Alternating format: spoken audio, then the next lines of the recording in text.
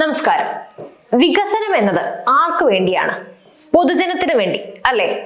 എന്നാൽ ജനങ്ങളുടെ വഴി മുട്ടിച്ച് അവരെ പെരുവഴിയിലാക്കി അവരൊരു ദുരന്തത്തിലേക്ക് തള്ളിവിട്ടുകൊണ്ടുള്ള വികസനം അതാർക്ക് വേണ്ടിയാണ്?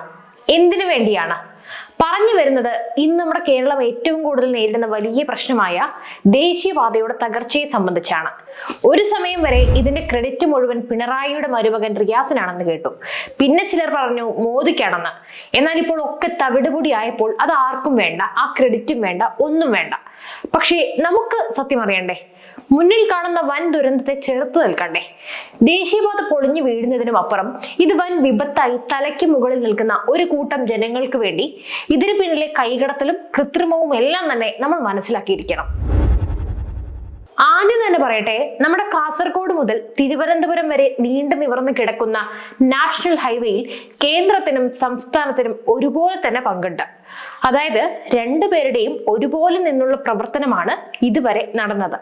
അതായത് കേന്ദ്ര സർക്കാർ ആവശ്യപ്പെട്ടാൽ പോലും നമ്മുടെ സംസ്ഥാന സർക്കാർ ഇതിന്റെ സ്ഥലം ഒഴിപ്പിക്കലും മറ്റും നടത്തിയിട്ടില്ല എങ്കിൽ, അല്ലെങ്കിൽ ഇത് വൈകിപ്പിച്ചാൽ ഇത് നീണ്ടു പോവുകയുള്ളൂ. പക്ഷേ കേന്ദ്ര സർക്കാരിന്റെ രാജ്യമൊട്ടാകെയുള്ള അടിസ്ഥാന വികസന പദ്ധതിയുടെ ഭാഗമായിട്ടുള്ള പ്രൊജക്റ്റാണിത്. ഇതിന് കറക്റ്റ് ഉത്ഭവം എന്ന് പറയുന്നത് മഹാരാഷ്ട്രയിൽ നിന്നും തുടങ്ങി കന്യാകുമാരിയിലാണ് അവസാനിക്കുക. ഇതുപോലെ ഒരുപാട് ഹൈവേ പ്രൊജക്ടുകൾ നമ്മുടെ രാജ്യത്ത് ഇപ്പോൾ നടന്നുകൊണ്ടിരിക്കുകയുമാണ്. എക്സ്പ്രസ് വേ അടക്കം ഇതിൽ ഉൾപ്പെടും. എന്നാൽ നമ്മൾ കേരളത്തിലേക്ക് വരുമ്പോൾ ഇവിടെ നമ്മുടെ മണ്ണിനെയോ വെള്ളത്തിനെയോ അറിഞ്ഞോ മനസ്സിലാക്കിയോ കൊണ്ടല്ല നിർമ്മാണം തുടങ്ങിയത്. വെറും എഞ്ചിനീയറിംഗ് പിഴവെന്ന് പറഞ്ഞ് തള്ളാനും സാധിക്കില്ല. അത്രത്തോളം വീഴ്ചകളാണ് ഇവിടെ സംഭവിച്ചിരിക്കുന്നത്. അതായത് കാഞ്ഞങ്ങാട് കൂരിയാട് ദേശീയപാത മാത്രമല്ല, കഴിഞ്ഞ വർഷം കേരളക്കര മുഴുവൻ കണ്ണീരൊഴുക്കിയ അർജുന്റെ മരണത്തിന് പിന്നിൽ പോലും ഇതുപോലെ തന്നെ വളരെ അശാസ്ത്രീയമായി കെട്ടിപ്പൊക്കിയ ദേശീയപാതയാണ് കാരണം. ഒരു വലിയ മലയിടിച്ച് അതിനരികിൽ ദേശീയപാത നിർമ്മിക്കുന്നു. ഇവിടെ നോക്കുമ്പോൾ അതൊരു വലിയ പാടം നികത്തി അതിന് മുകളിൽ മണ്ണിട്ട് നിരപ്പാക്കി റോഡ് പണിയുന്നു. ഇവിടെ നമ്മൾ മനസ്സിലാക്കേണ്ട ഒരു കാര്യമുണ്ട്. മനുഷ്യനിർമ്മിതി പോലെയല്ല പ്രകൃതിയുടെ ഘടന എന്ന് പറയുന്നത്. വെള്ളത്തിനും മണ്ണിനുമൊക്കെ നമ്മൾ കരുതുന്നതിലും അപ്പുറം ശക്തിയുണ്ട്. ഭാഗ്യത്തിന് മാത്രമാണ് ഇവിടെ ഒരു ദുരന്തം സംഭവിക്കാതിരുന്നത്. അതുപോലെ തന്നെ ഇവിടെ 6 ബ്ലോക്കുകൾ കൂടുതലായി ഉപയോഗിച്ചത് കൊണ്ടാണ് എന്നാണ് പറയപ്പെടുന്നത്.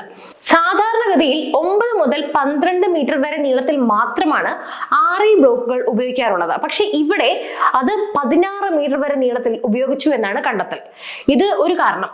ഇത്രയും ഉയരത്തിൽ നിൽക്കുന്ന, അതുപോലെ ദൂരവുമുണ്ട്, അത്രയുമായി ഉയരത്തിൽ ഇത് പോകുമ്പോൾ സ്വാഭാവികമായിട്ടും സമ്മർദ്ദം വലിയ തോതിൽ ഉണ്ടാകും. മനസ്സിലാക്കാമല്ലോ. ജിയോ ഫിക്സിംഗ് എന്നൊരു സംവിധാനം ഈ സമ്മർദ്ദം തടയാൻ വേണ്ടി ഇവർ ചെയ്യുന്നുണ്ട്. അതായത് ഓരോ കട്ട വെക്കുമ്പോഴും ഈ ഷീറ്റ് ഇവർ വെക്കും. അതിനും ഈ സമ്മർദ്ദം തടയാനായിട്ടില്ല. അതുപോലെ ഇനി മറ്റൊരു പ്രധാനപ്പെട്ട കാരണം, ഈ കൂരിയാട് മേഖല എന്ന് പറയുന്നത് ഞാൻ മുമ്പ് പറഞ്ഞതുപോലെ ഒരു വയൽ പ്രദേശമാണ്.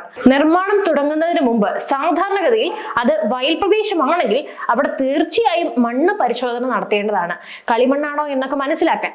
എന്നിട്ട് അതിനനുസരിച്ച് വേറെ മറ്റു മാർഗങ്ങൾ നമ്മൾ കണ്ടെത്തേണ്ടതാണ്. ഇവിടെ അത് നടന്നിട്ടില്ല എന്നതാണ് വാസ്തവം. സപ്പോസ് അങ്ങനെ പരിശോധന നടന്നിരുന്നുവെങ്കിൽ ഇവിടെ തൂണുകൾ സ്ഥാപിച്ചിട്ടുള്ള എലിവേറ്റഡ് ഹൈവേ ആയിരുന്നു വരിക. പക്ഷേ എലിവേറ്റഡ് ഹൈവേ ആയിരുന്നുവെങ്കിൽ ചിലവ് ഇനിയും ഉയരും. അതൊഴിവാക്കാനായി ദേശീയപാത അതോറിറ്റി കണ്ണടച്ചു എന്നാണ് തോന്നുന്നത്. കൂടാതെ അവർ ഇതിന്റെ നിർമ്മാണത്തിൽ വലിയ രീതിയിലുള്ള ഇടപെടലുകൾ ഒന്നും തന്നെ നടത്തിയിട്ടുമില്ല. അതായത് NHA എന്ത് മെറ്റീരിയൽസ് ഉപയോഗിക്കണം, അത് എങ്ങനെ വേണം, ഡിസൈൻ ആൻഡ് ആർക്കിടെക്ചർ, ഇത്തരം കാര്യങ്ങളിലൊന്നും തന്നെ NHA വലിയ ഇടപെടലൊന്നും നടത്തിയിട്ടില്ല. മിക്കവാറും കമ്പനി തന്നെയാണ് എല്ലാം തീരുമാനിച്ചതും ചെയ്തതും. ചുരുക്കി പറഞ്ഞാൽ നമ്മൾ മഴയൊക്കെ പഠിക്കും മുമ്പ് അശാസ്ത്രീയമായ നിർമ്മാണ രീതിയുടെ പോരായ്മ, അതും വലിയ രീതിയിലുള്ള പോരായ്മയാണ് ഇത്രയും വലിയ നഷ്ടം വരുത്തി വെച്ചത് എന്ന് വേണം മനസ്സിലാക്കാൻ. അതുപോലെ 2026 നിയമസഭാ തിരഞ്ഞെടുപ്പിൽ കേരളത്തിലെ ദേശീയപാത വികസനം മുഖ്യ പ്രചരണ വിഷയമാക്കി മുന്നോട്ട് കൊണ്ടുപോകാനായിരുന്നു നമ്മുടെ സർക്കാരിന്റെയും CPM-ന്റെയും ഒക്കെ പദ്ധതി. മന്ത്രി റിയാസിന് ഗുണകരമാകുമെന്ന പരിഗണനയിൽ കൂടിയാണ് ഈ ധാരണയിലേക്ക് അവർ വന്നത്. ഇതിനു വേണ്ടിയുള്ള വിശദമായ പ്ലാനും അണിയറയിൽ സജ്ജമായിരുന്നു. സ്ഥലം ഏറ്റെടുപ്പിന് 5500 കോടി രൂപയോളം ചെലവഴിച്ചതും മറ്റ് സാങ്കേതിക തടസ്സങ്ങൾ നീക്കാൻ നടത്തിയ ഇടപെടലുകളും ചൂണ്ടിക്കാട്ടിക്കൊണ്ട് ദേശീയപാത വികസനത്തിന്റെ ക്രെഡിറ്റ് ഏറ്റെടുക്കാനായിരുന്നു എന്നായിരുന്നു അവരുടെ പദ്ധതി. ഇതിനുവേണ്ടി പണി വേഗത്തിൽ പൂർത്തിയാക്കാൻ തിടുക്കം കാട്ടിയതും ഇന്നത്തെ ഈ അവസ്ഥയ്ക്കുള്ള മറ്റൊരു കാരണം കൂടിയാണ്. അതെ, ഇവിടെ രാഷ്ട്രീയവും വലിയൊരു കാരണം തന്നെയാണ്. ക്രെഡിറ്റ് കിട്ടിയാലല്ലേ വോട്ട് വീഴും. പാത നിർമ്മാണ സമയത്ത് പൂർത്തിയാക്കാൻ മരാമത്ത് വകുപ്പ് നടത്തിയ തുടർച്ചയായ ഇടപെടലുകളും ഉയർത്തിക്കാട്ടാൻ തീരുമാനിച്ചതാണ്. എന്നാൽ ഇതിനിടയിലാണ് അപ്രതീക്ഷിതമായി മലപ്പുറം ജില്ലയിലെ കൂരിയാട് ദേശീയപാത തകർന്ന് തരിപ്പണമായത്. മുഖ്യമന്ത്രിയുടെ ജില്ലയായ കണ്ണൂരിലെ കുപ്പത്തും പാതയിലേക്ക് മണ്ണിടിഞ്ഞു വീണ് താറുമാറായിട്ടുണ്ട്. ഇതോടെ ദേശീയപാത വികസനം ഉയർത്തിക്കാട്ടിയുള്ള പ്രചരണത്തിനായി തയ്യാറെടുത്തിരുന്ന സർക്കാരിന്റെ പദ്ധതികൾ അവിടെ പൊളിഞ്ഞു വീണു. എന്തായാലും ഒന്ന് പറഞ്ഞേ തീരൂ, ദേശീയപാതയുടെ ഈ അവസ്ഥയ്ക്കുള്ള ഉത്തരവാദിത്തത്തിന്റെ ക്രെഡിറ്റ് അത് കേന്ദ്ര സർക്കാരിനുണ്ട്, സംസ്ഥാന സർക്കാരിനുമുണ്ട്, NHAയ്ക്കും പണിയെടുത്ത കോൺട്രാക്ടർക്കുമുണ്ട്, പൊതുമരാമത്ത് വകുപ്പിനുമുണ്ട്. ഇപ്പോൾ ആകട്ടെ ജനങ്ങളുടെ കണ്ണിൽ പൊടിയിടാൻ വേണ്ടി പാച്ച് വർക്കും കൊണ്ടാണ് ഇവർ ഇറങ്ങിയിട്ടുള്ളത്. കാണുന്നവരാരും മണ്ടന്മാരല്ലെന്ന് ഇത് മനസ്സിലാക്കാൻ ഏൽപ്പിച്ചവർ ആദ്യം മനസ്സിലാക്കണം. അപ്പോൾ പറഞ്ഞവസാനിപ്പിക്കുമ്പോൾ ഒരപേക്ഷ മാത്രമാണുള്ളത്. ഇതുവരെ നിങ്ങൾ ഞങ്ങളെ പറ്റിച്ച് ജീവിച്ചു, ഇനി അങ്ങോട്ട് ജീവനെങ്കിലും ബാക്കി വെക്കണം. അത്രയേ പറയാനുള്ളൂ. ഇതിനെക്കുറിച്ച് നിങ്ങൾക്ക് എന്താണ് പറയാനുള്ളതെന്ന് തീർച്ചയായും കമന്റിൽ രേഖപ്പെടുത്തൂ. പുതിയ വീഡിയോയുമായി വീണ്ടും എത്തും വരെ നന്ദി.